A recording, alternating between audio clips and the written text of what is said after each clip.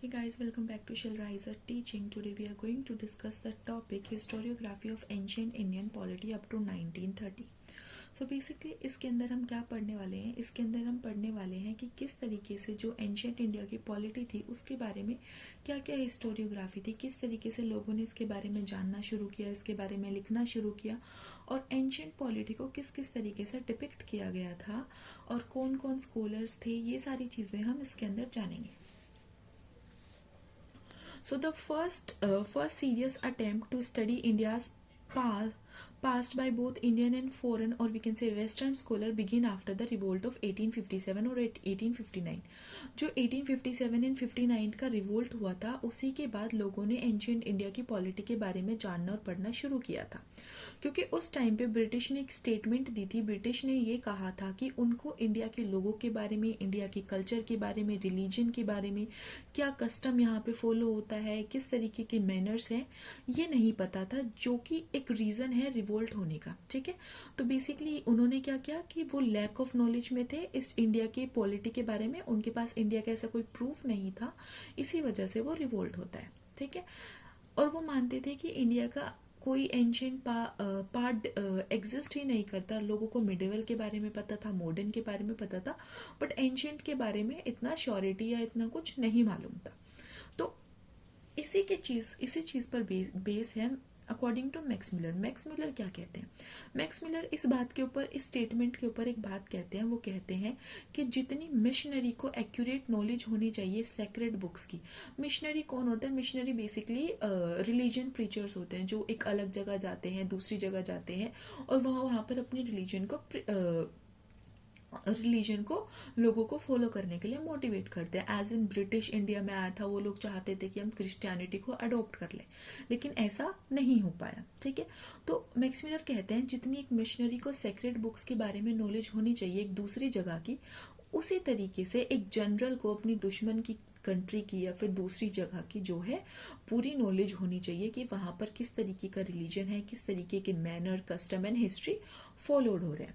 उसके बाद बात करते हैं in the study of ancient India western scholars reacted to important conclusion. ठीक है, तो जो जितने भी वेस्टर्न स्कॉलर्स ने एंशियंट इंडिया के बारे में पढ़ा, लिखा, जो भी लिखा, उनकी बातों से दो ही कंक्लूजन निकलते हैं और ये दो कंक्लूजन हमें मैक्स मिलर बताते हैं. मैक्स मिलर कहते हैं कि ये कंक्लूजन निकलता है India never knew the feeling of nationality. India को नेशनलिटी की कोई फीलिंग नहीं है. उन्हें नेशनहुड क्या होता है उन्हें नहीं पता है, स्टेट फॉर्मेशन क्या होता है उन्हें नहीं पता है. तो इन शॉर्ट पॉलिटिकल फॉर्मेशन के बारे में उन्हें कुछ नहीं पता है कि किस तरीके से एक कंट्री के अंदर एक गवर्नमेंट होनी चाहिए, किस तरीके से कंट्री को रूल करना चाहिए. एंशियंट में ऐसा कुछ नहीं पता. India is a nation of philosophers and Indian intellect is lacking in political और material speculation. वो कहते हैं इंडिया के अंदर बहुत सारे फिलोसोफर्स थे, बहुत ही बड़े ज्ञानी लोग थे, लेकिन उन सबको भी ये नहीं पता था कि नेशन क्या होता है, नेशनहुड क्या होता है, नेशनैलिटी क्या होता है और पॉलिटिकल फॉर्मेशंस किस तरीके से होती हैं, उन लोगों को नहीं पता था. जब मैक्स मिलर ये स्टेटमेंट देता है तो कई सारे स्कॉलर्स कहते हैं कि जो मैक्स मिलर है वो एरिस्टोटल के डिक्टम को फॉलो कर रहा है. And what was the dictum, और we can say what was the statement of Aristotle. Aristotle कहते हैं oriental rule is autocratic in nature. Oriental basically refers to the eastern part in the sense the Asian part, or we can say India. ठीक है, सो eastern rule is autocratic in nature. अब autocratic nature कैसा होता है? Autocratic nature होता है एक country है, उसका एक राजा है और उस पूरी कंट्री के अंदर वही हो रहा है जो राजा कहता है. राजा गलत कह रहा है, सही कह रहा है, नहीं फर्क पड़ता, जो राजा कह रहा है वही कंट्री फॉलो कर रही है. So this is basically autocratic form of government, और we can say the autocratic nature. ठीक है, तो ये था एरिस्टोटल का डिक्टम, जिसको कहीं ना कहीं मैक्स मिलर अपनी स्टेटमेंट के थ्रू फुलफिल कर रहा है, उसको फॉलो कर रहा है. अब जो स्कॉलर पॉइंटेड है वो क्या कहते हैं? वो कहते हैं oriental history is one unceasing record of valour, greatness, डिग्रेंसी एंड डिके. ठीक है, oriental basically east history, unceasing basically continuing. तो वो कहते हैं जो ईस्ट की हिस्ट्री है, जो एंशियंट पार्ट है, वो एक कॉन्टिन्यू रिकॉर्ड है ग्रेटनेस का. वेलर होता है कि एक ऐसी कंट्री जहाँ पर autocratic form of government follow होती है, ठीक है, तो वही चीज़ वो चलते आ रही है, वहाँ पर बहुत ज़्यादा वायलेंस है, ये सारी चीज़ें गिवन पॉइंट करता है। ग्रीन क्या कहता है, east empire tax collecting institution coercive power most violent kind. तो ग्रीन ये स्टेट करता है कि जो ईस्ट के एम्पायर्स थे एंशियंट टाइम पे, वो बेसिकली टैक्स कलेक्टिंग इंस्टीट्यूशन थे। एक जगह है, उसका एक राजा बन गया और वो क्या कर रहा है, वो टैक्स कलेक्ट कर रहा है और उस जगह को चला रहा है। लेकिन वो उस जगह को किस तरीके से चला रहा है, क्या उसकी पॉलिटिकल फॉर्मेशन होनी चाहिए, किस किस टाइम पे क्या क्या काम होना चाहिए, क्या उसके कुछ लॉज हैं, कुछ रूल्स हैं, ऐसा कुछ एग्जिस्ट नहीं कर रहा है। In 1898, Senate stated no idea of state or of fatherhood and it could not evolve any political constitution even in conception। ठीक है, अब इंडिया के अंदर हम क्या कहते हैं, हम कहते हैं हमारी मातृभूमि है, बट वेस्टर्न कल्चर में दे से इट फादरलैंड। ठीक है, सो सेनेट कहते हैं कि उनको एंशियंट इंडिया में ऐसी कोई चीज़ पॉलिटिकल कंसेप्ट से कोई चीज़, कोई कॉन्स्टिट्यूशन, कोई स्टेट, कोई कंट्री या फिर स्टेट और फादरलैंड के बारे में इन लोगों का कोई भी एग्जिस्टेंस नहीं है। ठीक है, और वो इस चीज़ को कंसेप्चुअली देख ही नहीं रहे हैं, ये सेनेट कहते हैं। This view about India's past history and polity was obviously dominated by imperialist ideology. और ये जो भी व्यूज थे, जितनी भी ये आइडियोलॉजीज थी, जितने भी ये लोगों के स्कॉलर्स के व्यूज आए थे, इन सबको कहीं ना कहीं जो इम्पेरियलिस्ट आइडियोलॉजी है वो डोमिनेट करने की कोशिश करती है। India material would should be manage for them by there imperialist master. Imperialist की आइडियोलॉजी कहती है कि एक कंट्री है, उसका एक इम्पेरियलिस्ट लीडर है और वही एक मास्टर है और वही सारी चीजें उनके लिए मैनेज कर रहा है।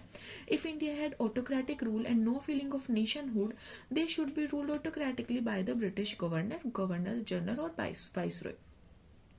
सो इम्पेरियलिस्ट आइडियोलॉजी कहीं ना कहीं ये भी कहती है कि अगर ब्रिटिश को नहीं पता था कि इंडिया के अंदर किस तरीके की फॉर्म है और वो ये मानते हैं कि इंडिया के अंदर ऑटोक्रेटिक फॉर्म फॉलो हो रही थी, तो why doesn't they rule India as in the autocratically manner, why doesn't they do that. So why they bring so many of leaders to a particular part, they are bringing governors, then generals, then viceroys, and then lower officers. Why are they doing that? Why doesn't they form the absolute monarchy system? So basically monarchy system दो तरीके के होते हैं, एक absolute monarchy होता है, एक limited monarchy होता है। absolute monarchy जहाँ पर सिर्फ एक राजा रूल करता है और राजा की चलती है। limited monarchy जहाँ पर राजा कहीं ना कहीं अपने लिमिटेशंस के अंदर होता है। ऐसा नहीं होता कि जो राजा कह रहा है वही करना है, राजा की लिमिटेशंस होती हैं। अगर वो उसके बाहर जाके कोई डिसीजन लेता है तो उस राजा को हटाने की प्रजा के अंदर है, प्रजा के पास पावर होती है। So that is the point. इसके बाद हमारी कॉलोनिस्ट आइडियोलॉजी आ जाती है। इन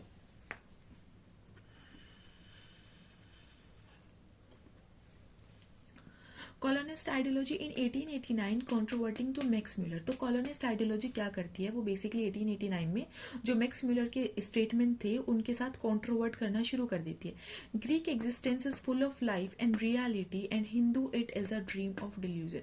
तो मैक्स म्यूलर और इसके बीच में ये बात होती है कि जो ग्रीक की आइडेंटिटी थी वो लाइफ, वो रियल मानी गई है, यूरोपियंस जो थे वो रियल माने गए, लेकिन एंशियंट इंडिया के बारे में ये सब ड्रीम एंड डिल्यूजन है। Great American seventh Hopkins point करते हैं कि religious element did not penetrate deeply. वो कहते हैं कि ऐसा नहीं है कि रिलीजियस एलिमेंट नहीं होंगे, लेकिन वो इतने ज़्यादा डीप नहीं होंगे कि जो पूरे मास पॉपुलेशन है वो उसके बारे में जानती हो। ये सिर्फ कहीं ना कहीं कुछ प्रीस्ट क्लासेस को पता होंगी, बाकी ये किसी को रिलीजन के बारे में, कल्चर के बारे में इतना कुछ नहीं पता होगा। This was challenge by Indian scholars. अब 19th सेंचुरी के एंड में कुछ अच्छे इंडियन स्कॉलर्स आते हैं जो इस चीज़ को चैलेंज करते हैं। उनमें से कुछ स्कॉलर्स के नाम है जैसे कि भगवान लाल इंदिरा जी, R.G. भंडारकर, R.L. मित्रा या फिर B.G. तिलक। ये कुछ ऐसे स्कॉलर्स थे जिन्होंने इस चीज को चैलेंज किया। They try to prove the falsity of imperialist ideology. उन्होंने इम्पेरियलिस्ट आइडियोलॉजी जो भी फालतू की बातें, झूठी बातें कर रही थी, उसको झूठ प्रूव करने की कोशिश करते। Since then the study of India's past was mainly guided by nationalist ideology. उसके बाद जो मोस्ट एक्सपेक्टिंग या फिर एक्सेप्टेड आइडियोलॉजी थी वो नेशनलिस्ट आइडियोलॉजी थी। अब नेशनल आइडियोलॉजी के दो फेज थे, एक मॉडरेट एंड रेडिकल। कोई भी चीज होती है जब वो धीरे धीरे बढ़ना शुरू करती है उसके दो फेज आते हैं, एक moderate and radical. Moderate basically slowly and gradually बढ़ना, रेडिकल मतलब एक अच्छी स्पीड से जब वो अपने पीक पर चली जाती है, वो phase. To curtail the power of autocratic viceroy, ठीक है, वो कहीं ना कहीं ये जो ऑटोक्रेटिक किंग्स की, ऑटोक्रेटिक वाइसरॉय की बातें आई थी, इन चीजों को खत्म करने के लिए नेशनलिस्ट बात करती है। 1887 में आरसी दत्त एक आर्टिकल लिखते हैं और आर्टिकल का नाम था सिविलाइजेशन इन ब्राह्मण पीरियड, ठीक है। In ancient time king did justice toll, और अपने आर्टिकल में वो ये चीज बताते हैं एंशियंट टाइम में जो राजा थे वो ऑटोक्रेटिक फॉर्म में नहीं थे, वो हर किसी के साथ जस्टिस करते थे। ऐसा नहीं था वो अपने डिसीजंस दूसरों को जबरदस्ती मनवाने की कोशिश कर रहे हैं। इसी आर्टिकल की जो बातें थी उन्हीं को फॉलो करते हुए पूर्णेंदु नारायण आर्टिकल लिखते हैं 1894 में, और वो अपने आर्टिकल में जो सर ओकलैंड कॉल्विन ने स्टेटमेंट दी थी एंशिएंट इंडिया के ऊपर, उस स्टेटमेंट को काउंटर करने की कोशिश करते हैं।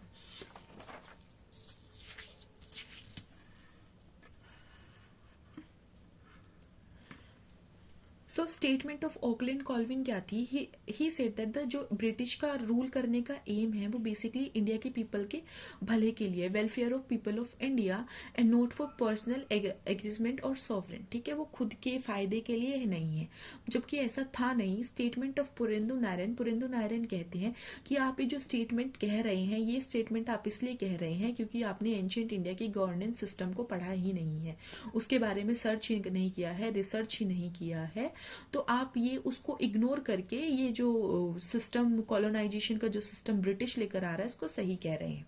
अब एंशिएंट इंडिया में क्या सिस्टम फॉलो होता था? एंशिएंट इंडिया में अकॉर्डिंग टू पुरेंदु नारायण, उनके अकॉर्डिंग लिमिटेड मोनार्की थी, एब्सोल्यूट मोनार्की नहीं थी। और डिफरेंस क्या है limited monarchy and absolute monarchy में, ये मैंने आपको पहले बताया है। अब बात करते हैं, अब इसके बाद स्ट्रॉन्ग नेशनलिस्ट मूवमेंट कब शुरू होते हैं? ये शुरू होते हैं जब बंगाल का पार्टीशन होता है 1905 में। उसके बाद इंडियन पॉलिटी पे और ज्यादा रिसर्च होना शुरू हो जाती है, एंशिएंट इंडियन पॉलिटी की रिसर्च और ज्यादा बढ़ जाती है।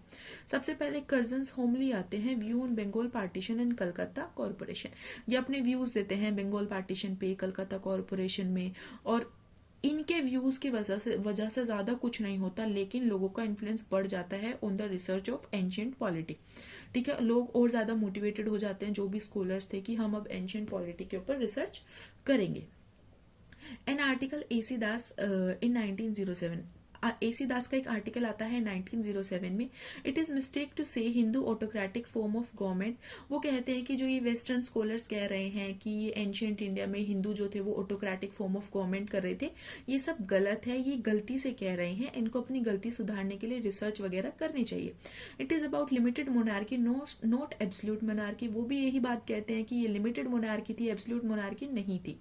ऐसे 1907 AC Das mention local self government existed in ancient India in a better form than in present।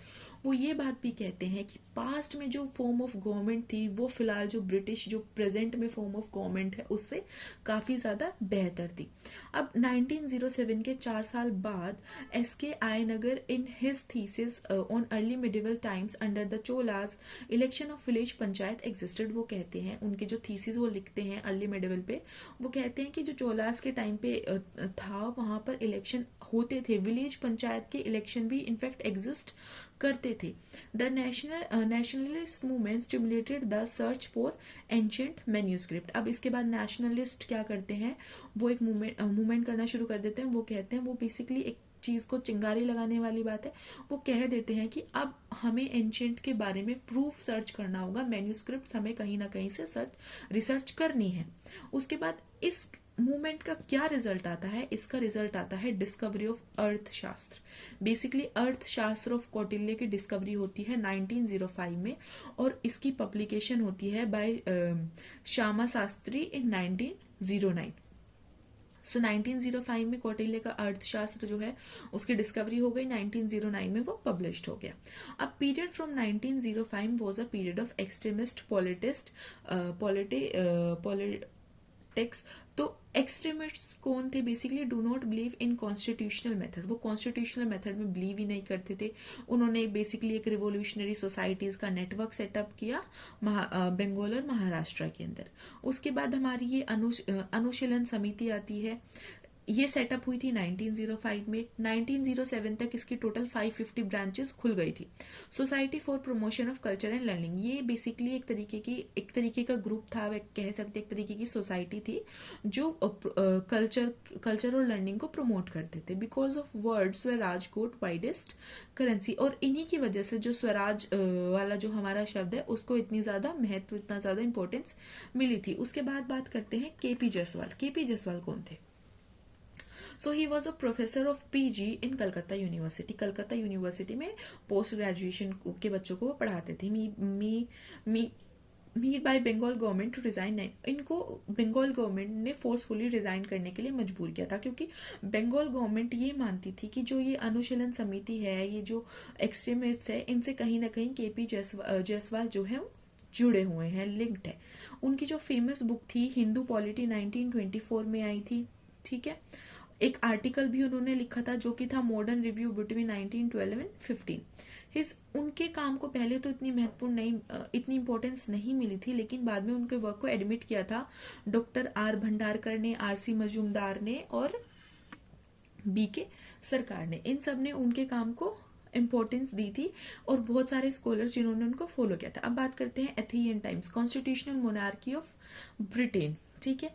ऐसा माना गया था कि यहाँ पर इंडिया के अंदर जो ग्रीक एंड यूरोप का सिस्टम था वो ज़्यादा बेहतर था, लेकिन ऐसा नहीं है, क्योंकि इसके लिए एक एग्जाम्पल दिया गया था कि इंडिया के अंदर, एंशिएंट इंडिया के अंदर असेंबलीज तक एग्जिस्ट करती थी, जैसे कि पुर या फिर जनपद हम कह देते हैं, ठीक है।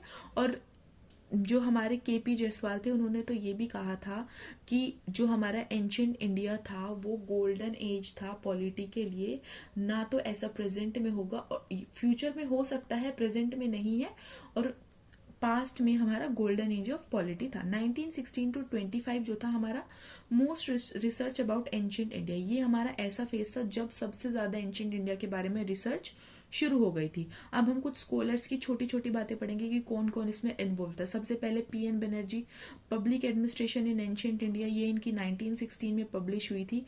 एंशिएंट इंडिया कॉन्स्टिट्यूशनल मोनार्की, सचिवंतरम, तो ये कहते थे कि ये सचिवंतरम है। KV Rangaswami Aiyangar, lectures on ancient Indian polity के इनके लेक्चर्स थे। आरसी मजूमदार जो थे, corporate life in ancient India, ये इनकी 1918 में आई थी।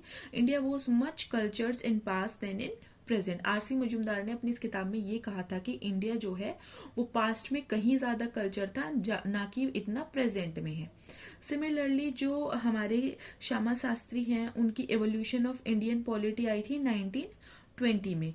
एन लो की आई थी एंशिएंट इंडियन पॉलिटी 1921 में। बेसिकली ये सोर्सेज हैं हमारे एंशिएंट की। एन लो की एंशिएंट इंडियन पॉलिटी 1921 में। बी के सरकार की आई थी political institution and theories of the Hindus.